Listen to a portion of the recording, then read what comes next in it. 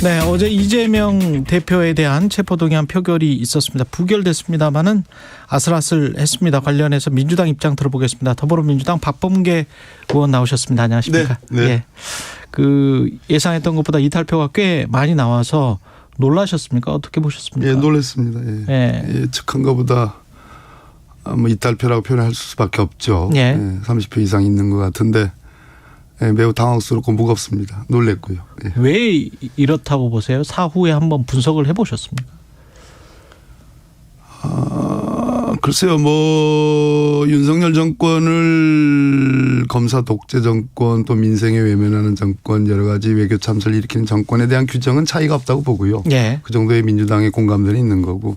그러나 구체적인 수단과 방법론에 있어서 예를 들어서 이제 어제의 그 표결로만 놓고 보면 불체포 특권을 어떻게 해석하느냐. 그거 자체가 이퀄 구속은 아니잖아요. 예. 그래서 불체포 특권에 대한 생각 또 뭐 예를 들어서 내년 총선을 바라볼 때 어떻게 하면 이길 수 있느냐라는 그런 생각들 또 선거제도 개편, 공천권 이런 등등이 다 어떤 그 엮인 그러한 어떤 결과가 아닌가 그렇게 생각을 합니다. 입장을 던진 찬성 입장을 던진 민주당 의원들 이른바 비명계로 분류되는 의원들은 왜 그랬다고 보십니까?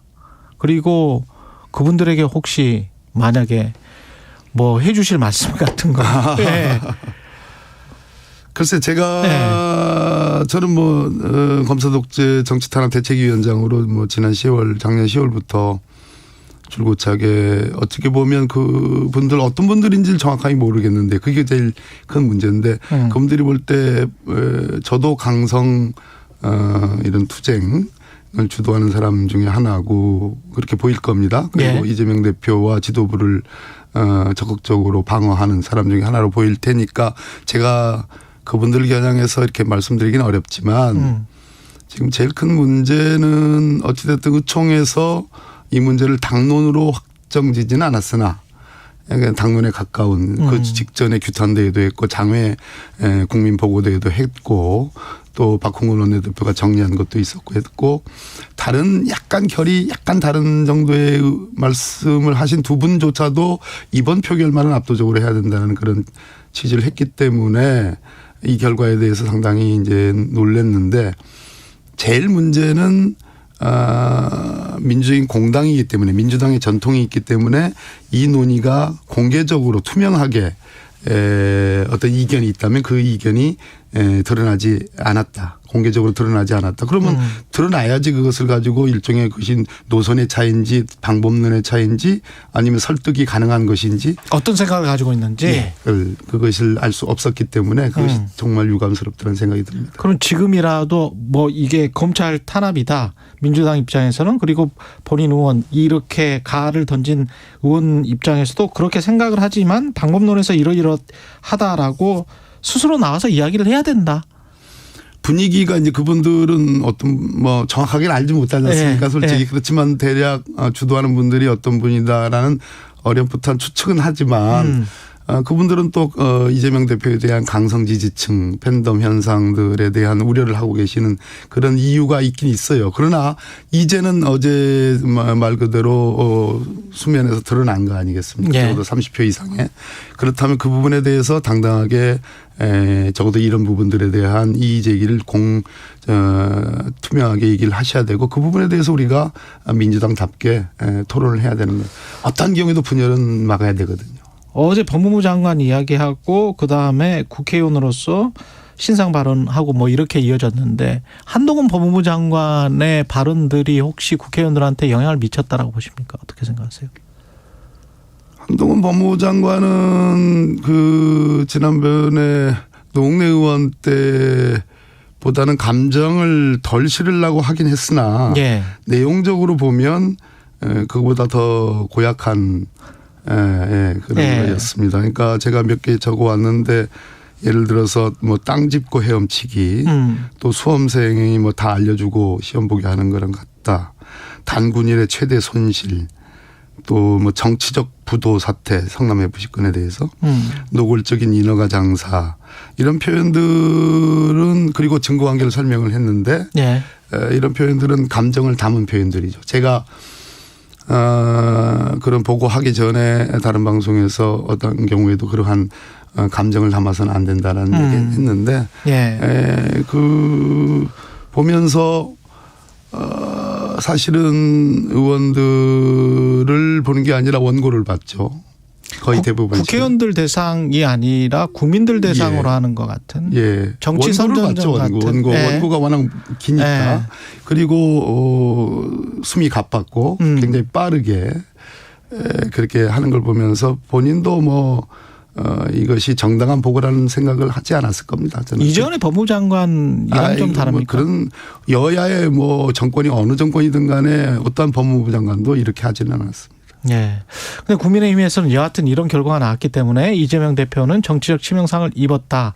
그리고 이 대표에 대한 정치적 사망 선고가 내려진 것이다. 이렇게 평가를 하던데 동의. 그건 국민의힘의 얘기고요. 예. 민주당의 오랜 역사는 밟히면 더 강해지고 단결하는 게 있습니다. 그래서 제가 아까 말씀드린 듯이 30표 이상의 이견이 있다면 그 이견은 이제는 수면 위로 올라와서 민주당답게 제대로 논의를 해봐야 된다. 해봐야 된다는. 예.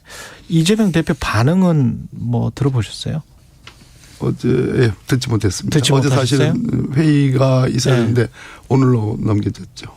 앞으로 어떻게 될까요? 이재명 대표 체제가 유지가 가능하겠는가라는 보도들이 많이 나오고 있는데. 지금 이제 속단하긴 어렵고요. 예.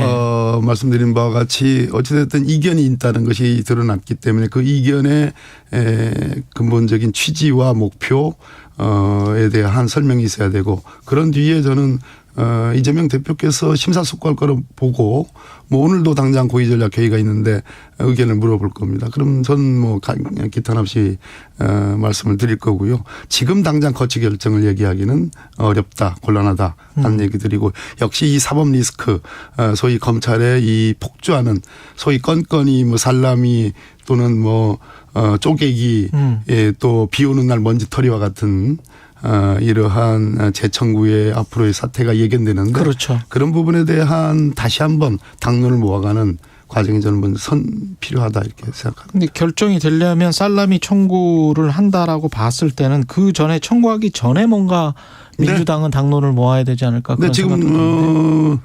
뭐 재청구를 뭐 바로 하기는 어려울 거고요. 적어도 시간이 있으니까 적어도 이번 주 내에 어떤 형식이든 의원들의 의견을 투명하게 모으는 그런 절차는 필요한 것 같아요.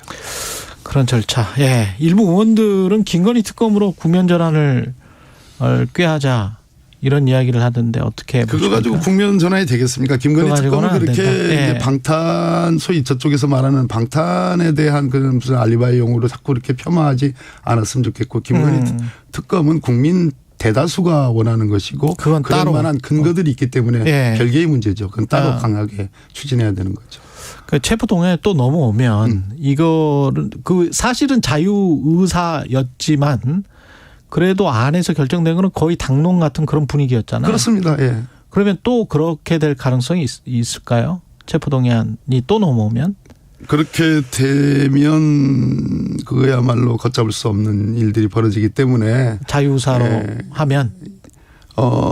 자유의사라는 것은 당론 속에서 함께 조화를 이루는 자유의사지. 네.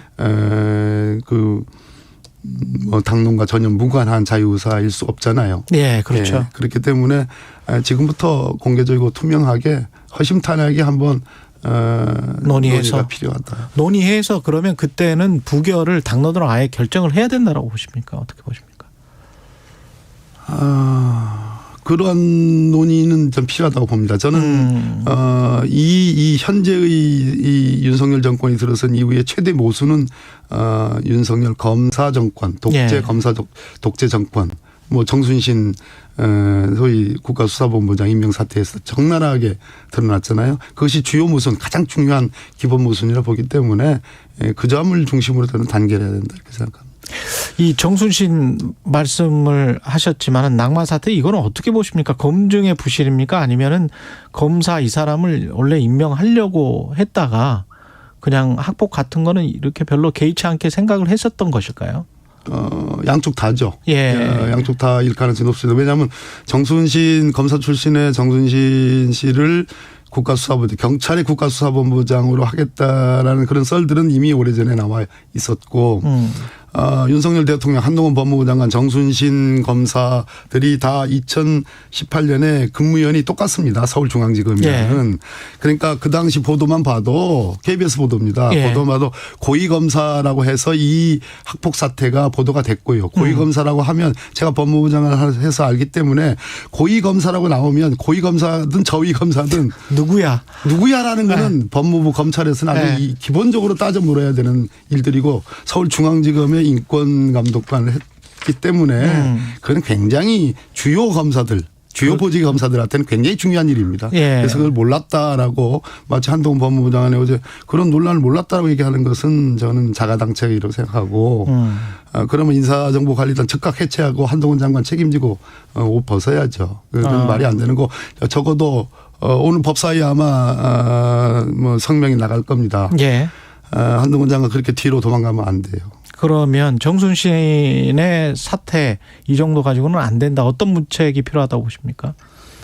지금 인사검증에 뭐 진짜 빵꾸가 난 거 아닙니까? 예. 정말로 큰 빵 구멍이 난 건데 이렇게 되면 앞으로 누구도 책임지지 않는. 제가 이미 얘기는 됐습니다.